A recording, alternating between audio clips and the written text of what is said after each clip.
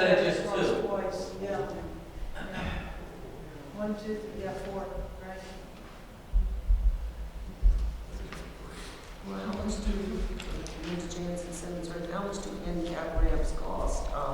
If we're realizing a $75,000 to $85,000 savings doing it on that side, are 3 handicap ramps, are they $25,000 a piece? Depending on the configuration of the handicap ramp, it can be anywhere from $6,000 to $7,000. So it's not Per ramp. 25,000, so we would still be saving No, on per ramp, so if Per we're doing, ramp. if we're doing 4 ramps, that's gonna be 4 times $6,000 or $7,000. Well, that's 25,000, so if we save 75,000, then we would still be saving $50,000. You still have to connect to the other section across Grimley and Buck Grade to get up to that sidewalk, which is gonna be expensive as well. So it's not just the 47, it's gonna be more than just for the sidewalk connections plus the ADA. And we have Because to, you don't connect across Grimley, you have that other piece that was talked about earlier. So 47 would just between the townhouses and the corner, then you have to jump the street and get up to the other sidewalk, plus add the ADA ramps, so. I mean, there is also the long-term cost in sense of not having as much sidewalk to, remember, we are maintaining that plowing and everything. So, that's also something to think about. You could the rest of the sidewalks, each individual Homeowners owners. on their property. Yeah, there's no HOA. But also too, especially with the stormwater management seminar or presentation that we attended last night, the less impervious surfaces, the better for stormwater runoff. So, if you cut your impervious surfaces down by 2/3, it's a win-win from a stormwater management perspective.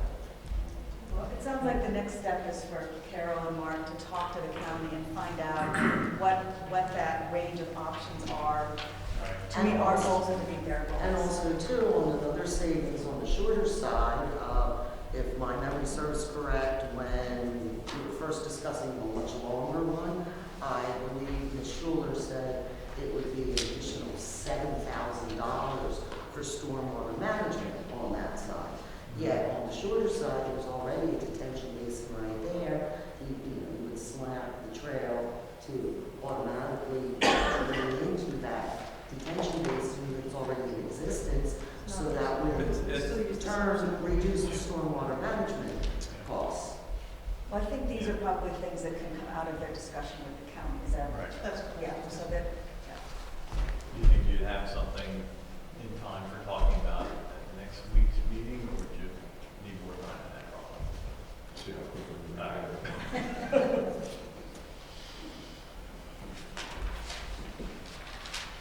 Okay, next agenda item, discussion of lot number 34 on the Arcadia Station land development. all right, I think this one's mine. Yes. So just to give you some background or perspective here, for each of the lots in this development, we receive a plot plan from the developer's engineer and from the builder's engineer, which is not the same as the developer's engineer. The plot plan shows exactly what the footprint will be of the new house and how it will be graded and where the driveway will be. It gives us all the details, fills in all the details that aren't on the big overall plan. So we've been getting plot plans, 1 or 2 at a time, from the builder's engineer, and we evaluate them, we offer comment, occasionally we ask for revisions, changes, or additional information before we send out an approval. So, on one particular lot, and this is lot number 34, I've highlighted on the screen now, the builder's engineer submitted a plan, and it showed a driveway coming out onto Snoopy Lane, well, we're Snoopy Lane both directions, thank you. showed the driveway coming out onto the loop road portion of Snoopy Lane. And I looked at this and I said, boy, that's a little close to the intersection compared to township ordinances. So the township driveway ordinance or code says that the driveways must be 50 feet from an intersection, measured at the extension of right-of-way lines to form a point, and then you measure back for that 50 feet. And if you can decipher this sketch right here, here's the boulevard that comes in, here's the 50 feet, and you can see this is the width of their driveway right here, lined up for a two-car garage.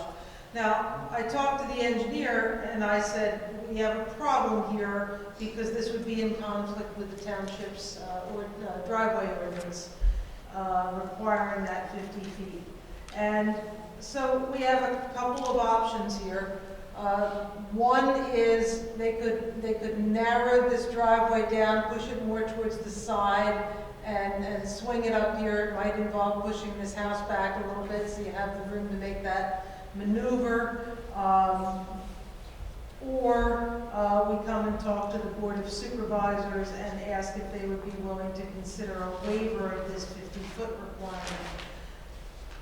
The 50-foot requirement, I think it's a good code. But when I look at this situation where we're in a residential neighborhood, the roads will not be owned by the township, they'll be owned by the HOA. We're right near a stop condition for this direction. I don't see a safety hazard here that concerns me, and I think this is the better configuration for this lot, and for that reason I bring this before you tonight, asking if the board is inclined to offer a waiver on that 50-foot requirement specifically for this lot. Do you need the answer today, or can this wait till next time? This will wait till. Or is the next thing? So I have a couple questions. So isn't the real issue that there's not enough frontage to this lot? There's enough frontage to the lot to meet the zoning codes, so But they not are the driveway. consistent with the zoning codes. But looking at the shape of the house next to it, what if they kind of just move that line over a little bit? Would that give you the compliance? Well, unfortunately, that's not as easy as it sounds, because that line is also centered, there's an easement there that's centered over the property line, a storm sewer centered on that, and there's recorded plans with these property lines. So we'd have to actually go back and do a revised plan, or revised approval and recording, and they'd probably have to make adjustments all the way down to make sure that we have adequate frontage on the other lots going down the road to meet the zoning code. So even though changing a lot line sounds like a simple thing, it wouldn't necessarily be. The other option would be to take the driveway off the boulevard side, but I don't think having a driveway coming out onto the boulevard is an ideal situation either. I mean, the curb cuts are already in. Right? Well, it's Belgian block Belgian curb, so block, they can yeah. change that pretty easily. But I'm just curious how this happened. That after all the construction they're doing, and they realize, or we realize they're not compliant. Well, as I say, we get the details and the plot plans. There's enough room that they could fit in a driveway. Moving forward to the other slide. I mean, if you weren't inclined to grant this, they could fit in a one-car wide driveway here and bulb it out over here and make it work. But I just didn't think that was an ideal situation because people are going to be driving over the grass, and I thought it wasn't ideal. And again, that's why it comes before the board for consideration.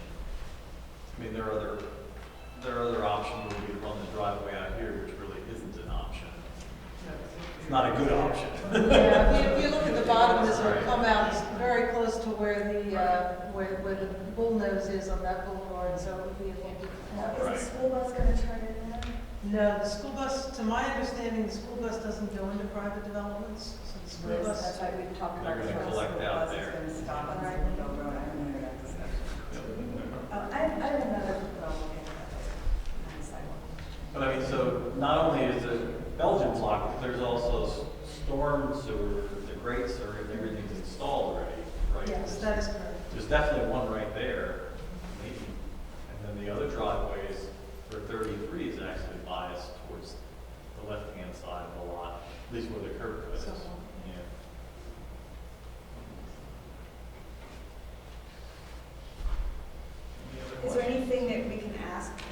return for this waiver? Or they're just asking for the waiver? I don't know if there's anything to ask of Horton is the builder out here that's making this application. I'm not aware of anything that the township is looking for from this builder. Well, I was out there the other day and I noticed the mailboxes are in that kind of that little island area across from 33 and 34. Are they gonna complete the sidewalk to the mailbox area? Because I noticed the sidewalk stops short of the mailbox area.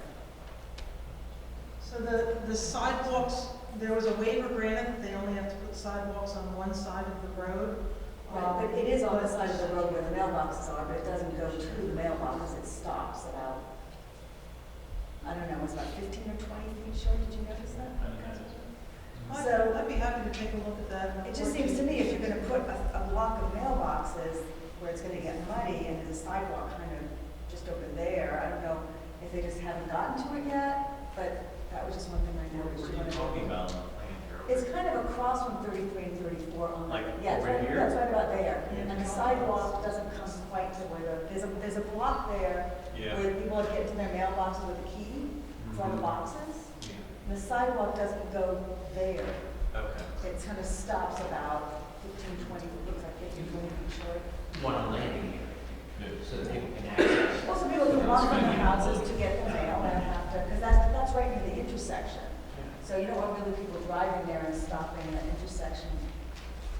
Well, would that be an improvement that Horton would make or Metropolitan would make? Well, my question is it something they're going to do later? They just haven't gotten to yet. That was really my question. And if it isn't, I guess I would like to see some way to walk down the street to get to the mailboxes and complete, whether it's a sidewalk or whether it's a path, whatever you want to call it. You don't want 20 people driving their cars, if that's where the mailboxes are, you want people to be able to walk to it. I will get you an answer to that question. So that's kind of separate from possibly that other thing, but give it an impact on it, because that's exactly where the numbers right across from that. Bob? Bob Burns, there's another area. Is there going to be an impervious problem since that driveway is probably twice the size as the one that would have come out on the boulevard side? We've actually been doing an analysis of the impervious area of each parcel when it comes in relative to the impervious area shown on the approved plan.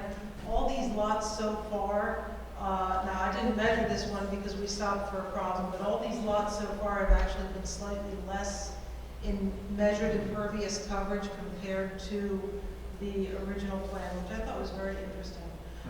So they have a limitation by zoning on the percent of building coverage. I don't recall that there's a limitation on percent of impervious coverage by zoning, but they've actually been slightly less measured impervious coverage as we've been going lot by lot. An interesting result. The other thing too, on those driveways on the plan, it calls out for binder and top, and they're putting concrete in. So, I mean, is that something that the plan should have been updated, or is it something that we should get in writing in case, God forbid, the thing goes busted and another developer comes in later and says, oh, I want to put blacktop driveways in? So the developer actually did reach out to us about putting the concrete driveway, and it's an upgrade from what's on the plan. It's an upgrade from the bituminous, so there was no reason, it was in exceedance of what's in your code for a residential driveway, so there was no need to get a waiver for that. But yeah, if another builder came in, they could do bituminous, absolutely, as long as they meet or exceed the requirements on the plan. Yes, Brian. Brian Noel, Legal World. Concerned with parking. If you're going to reduce the distance between the driveway and the curb, would it be recommended that there be no parking allowed in front of that house with regard to issues of sight lines or anything like that? Because obviously you're going to shorten, not that I disagree with your recommendation to allow for it, but if you reduce that, now you're reducing the frontage to the curb corner. Yeah, there's really no room to fit a parked car in between. Yeah, the So driveway you- and would you, corners. would you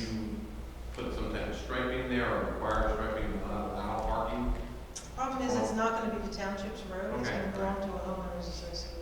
Okay. If you go in there, you'll see that there's not, you couldn't really park there. Yeah, it's never, I mean, in there, it's just, my concern was that if that driveway is wider than the required 50 feet from the curb to the end of the driveway, you're now inducing any more stuff to put in the gate. But again, depending on what type of family so far, I've seen this in children, which are driving. But if you get older families with older children, you're gonna have issues with cars and things of that nature. I would just be concerned about allowing them to park from the corner to that driveway. But if the driveway is wider, the driveway is wide enough for two cars, and you could probably fit, what, maybe at least two cars in the driveway. Keeps them off the street, hopefully. Well, I agree, all in agreement. I would just, my concern is as someone made that turn and if there's a car there, it's gonna be kind of difficult to navigate that corner. Bob, and then I'm gonna ask Dan whether he has any questions. Yeah, my question is actually about Ragusa, so would you rather me bring that up Yes. as public comment? Yes, please. Thank you. Dan, do you have any questions? No, I think Carol's done a good job of explaining the situation. I have no questions. I had one other comment question about sidewalks. I also noticed that the sidewalk comes up the boulevard but stops before it connects to the corner. So are they gonna extend that?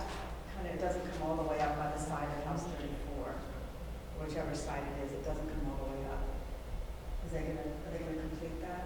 And stops at the crosswalk. I believe the revised plan only had sidewalk on one side of the boulevard. No, I understand that, but it doesn't come all the way up into the development. It kind of stopped right there.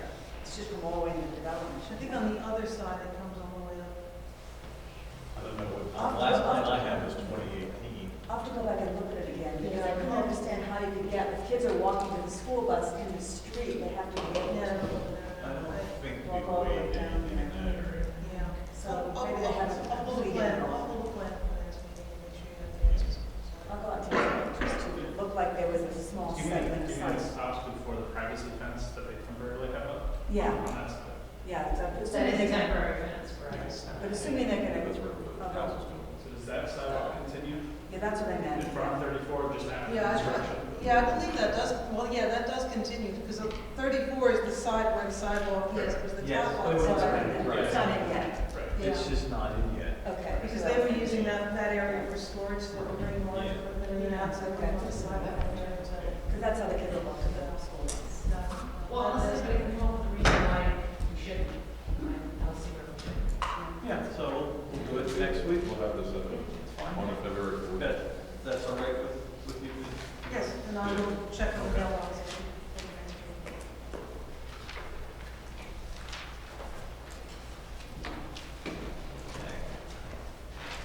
Next agenda item, small cell wireless 5G.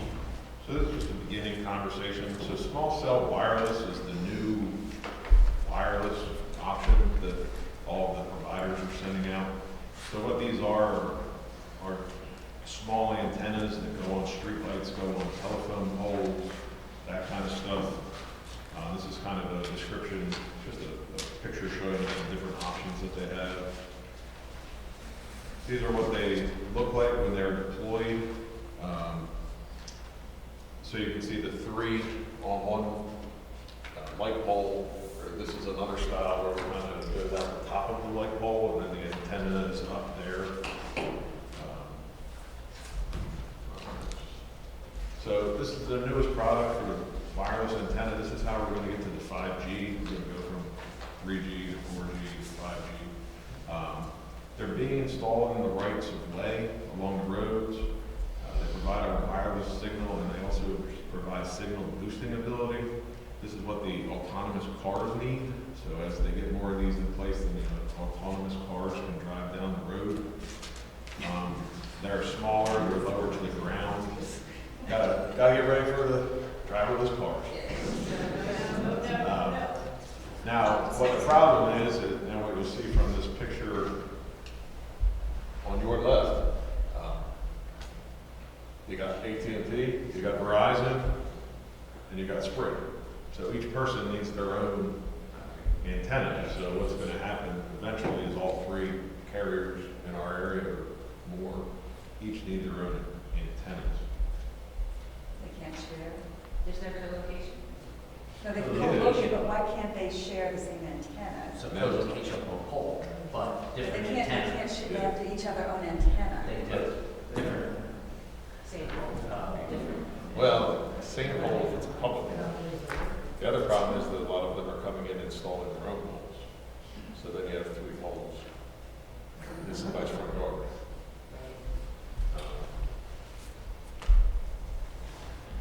And they expect to need one every quarter of a mile so that they can talk to each other, so that, if anyone knows a lot about wireless systems, you'll know more than me, but the wireless systems that you have in your home usually just is one, but then you can have, if you have like a long, like the school, then the wireless system, you can go from one wireless hub to the next and you never lose it because it kind of talks to each other as you walk. So that's how they want these antennas to work, so that as you're going down the road, you just kind of keep jumping.